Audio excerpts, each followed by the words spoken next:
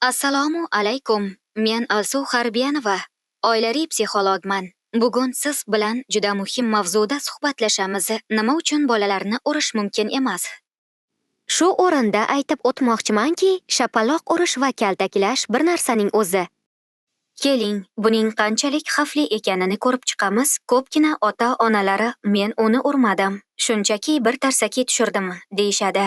Ammo ishoning, bola buni zarba sifatida qabul qiladi. U har qanday holatda ham bu zarbaning kuchini o'lchamaydi.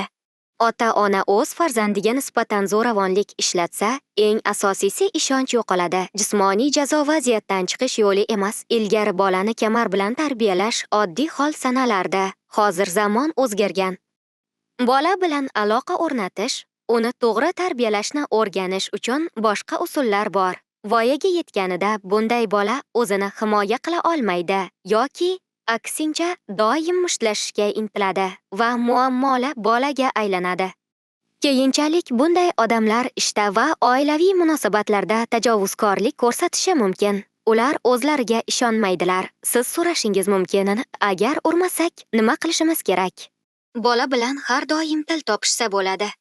U bilan gaplashish, tinchlantirish mumkin. Lekin avvalo o'zingiz tinchlanishingiz lozim. Agar bu ona bo'lsa, tushunarliki, u charchagan, holdan toygan, madori qolmagan bo'ladi. Ayniqsa, bola xarxasha qilayotgan, o'zingiz qayergadir shoshayotgan va bunga umuman vaqtingiz bo'lmagan bir paytda o'tirib, unga nimadir tushuntirgandan ko'ra, bir shapaloq urib yuborish osonroq tuyuladi. Go'yoki bir shapaloq bilan masala hal bo'ladi. Ammo unday emas. Keling, bunday paytda qo'llash mumkin bo'lgan ayrim amaliyotlarni o'rganamiz. Tasavvur qiling, farzandingiz hozir juda beqaror, injiqlik qilyapti, sizga quloq solmayapti, siz esa shoshyapsiz. O'zingizga biroz vaqt bering. Oshqoxonaga o'ting, yuvinish xonasiga kirib, eshikni yoping va nafas oling. Qo'llaringizni yuvishingiz mumkin. Tinchlaning, keyin chiqing va farzandingiz bilan jismoniy kuch ishlatmasdan gaplashing. Barchaga ma'lum bo'lgan kvadrat texnikasi bor.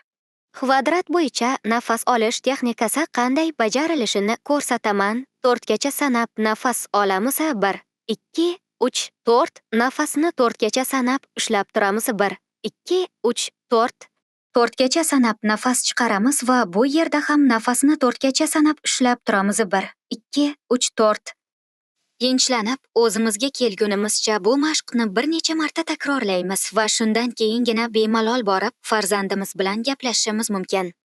Men tez-tez shunday gapni eshitaman. Meni bolaligimda urishgan, hech narsa qilgani yo'q. Mana, normal odam bo'lib ulg'aydim. Lekin keling, bir o'ylab ko'raylik. Ko'pchiligimiz xavotir, tushkunlik, odamlarga ishonchsizlik muammolaridan aziyat chekamiz. Bularning barini yashirib, shu bilan yashaymiz va faqat shuning uchungina bu me'yor norma deb hisoblanadi.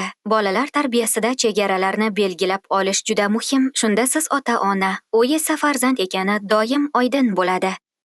Shundagina bola sizga quloq solishni o'rganadi. Sizni uni urishga majbur qiladigan injiqlik sahnalarini uyushtirmaydi. Shunday paytlar bo'ladiki, bola xavf ostida qolganda ota-ona unga kuch ishlatadi. Masalan, bola yo'lga yugurib chiqdi, barmoqlarini rozetkaga tiqdi yoki biror joydan yiqilib tushishiga bir bahya qoldi. Shunda onasi yoki otasi beixtiyor uni ushlab olib, dumbasiga bir shapaloq uradi yoki ensasiga turtib qo'yadi. Ammo bunday lahzalarda bolaning o'zi ham qo'rqib ketgan bo'ladi. U o'ziga yaqin insoni uni nima uchun urganini tushunmaydi. Bunday paytlarda o'zingizni qo'lga olishni bilish va bu bola keyingi safar shunday qilmasligi uchun chora emasligini anglash kerak. Bunday paytlarda bolaga hozir nima sodir bo'lganini, siz nima uchun xavotir olganingizni, nima uchun uni koyayotganingizni tushuntirish juda muhim. Unga tanbeh bering, lekin ayni paytda uni tinchlantiring, bag'ringizga bosing. Shundagina u kelajakda bunday qilish mumkin emasligini tushunib yetadi. Bolalarni urish bu tarbiya emas, siz shunchaki jahlingizni undan olasiz. Bu esa orangizdagi ishonchni qattiq buzadi. Ishonch esa munosabatlaringizdagi eng asosiy narsadir. Biz bu ma'lumotni sizda aybdorlik hissini uyg'otish uchun emas, balki eng muhimi, bu resurs kuch-quvvat ekanini doim yodda tutishingiz uchun aytyapmiz.